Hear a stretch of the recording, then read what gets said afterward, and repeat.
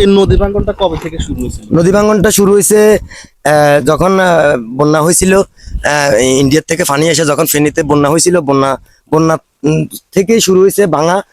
মুসাফুর যে গেট, ওইটা ভাঙার পরে জোয়ার জোয়ার আসছে, জোয়ার গেছে, বৃষ্টি হইতেছে। এই নিয়ে তারপর সরকার একটা বাজেট দিছে, 3 কোটি টাকার একটা বাজেট হয়েছে, বালুর বস্তা দিছে। কিন্তু বালুর বস্তাটা সম্পূর্ণভাবে দেয় নাই, অর্ধেক দেওয়া হয়েছে, অর্ধেক দেয় নাই। এই অর্ধেক না দেওয়ার কারণে যে অর্ধেক, এইদিকে দেখেন, এই অর্ধেকে কোনো ইয়ে দেওয়া হয় নাই, বস্তা দেওয়া হয় না, বালুর বস্তা।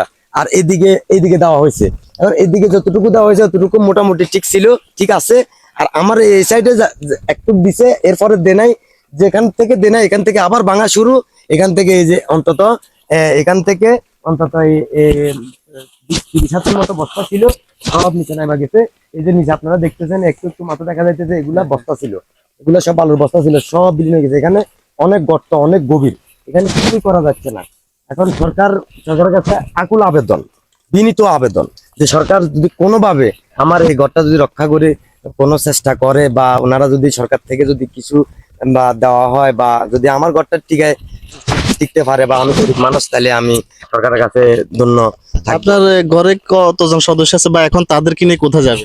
এখন কোথায় যাব বলতে, বাইরে দেখি কোথাও ঘর ভাড়া নেওয়া যায় কিনা, ঘর ভাড়া নিয়ে থাকা লাগবে। আর কোথাও জায়গাও নাই, বাড়ির বাইরেও জায়গা নাই, বা কোথাও আর জায়গা নাই। আমি এই পর্যন্তই, আমার ঘরটাই আমার সম্বল। সরকারি ভাবে বা বেসরকারি ভাবে কোনো কেউ আশ্বাস দিছে কিনা? আশ্বাস দিছে, কিন্তু কেউ কখনো অনুদান দেয় নাই।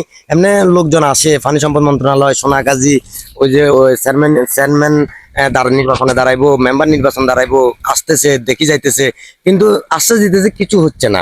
এখন সরকার যদি যদি একটু চোখ দেয়, একটু নজর দেয়, বা পানি সম্পদ মন্ত্রণালয় থেকে যদি আরো কিছু করা হয়, যে আমার ঘরটা যদি রক্ষা করে দিতে পারে, আমি গরিব মানুষ, যদি রক্ষা করতে পারে, তাহলে আমি সরকারের কাছে কৃতজ্ঞ থাকবো। সরকারের কাছে আমি, এটাই আমার আবেদন। ঠিক আছে ভাই, বৃষ্টি ওনারা যদি সরকার থেকে যদি কিছু বা দেওয়া হয়, বা যদি আমার ঘরটা টিকতে পারে, বা আমি গরিব মানুষ, তাহলে আমি সরকারের কাছে ধন্য থাকবো। আপনার ঘরে কতজন সদস্য আছে, বা এখন তাদেরকে নিয়ে কোথায় যাবে?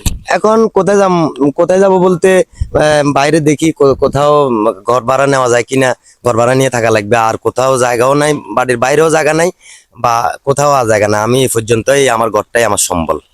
সরকারি ভাবে বা বেসরকারি ভাবে কোনো কেউ আশ্বাস দিছে কিনা? আশ্বাস দিছে, কিন্তু কেউ কখনো অনুদান দেয় নাই।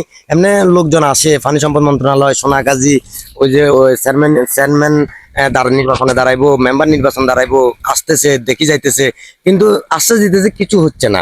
এখন সরকার যদি যদি একটু চোখ দেয়, একটু নজর দেয়, বা পানি সম্পদ মন্ত্রণালয় থেকে যদি আরো কিছু করা হয়, যে আমার ঘরটা যদি রক্ষা করে দিতে পারে, আমি গরিব মানুষ, যদি রক্ষা করতে পারে, তাহলে আমি সরকারের কাছে কৃতজ্ঞ থাকবো। সরকারের কাছে আমি, এটাই আমার আবেদন। ঠিক আছে ভাই, বৃষ্টি আচ্ছা।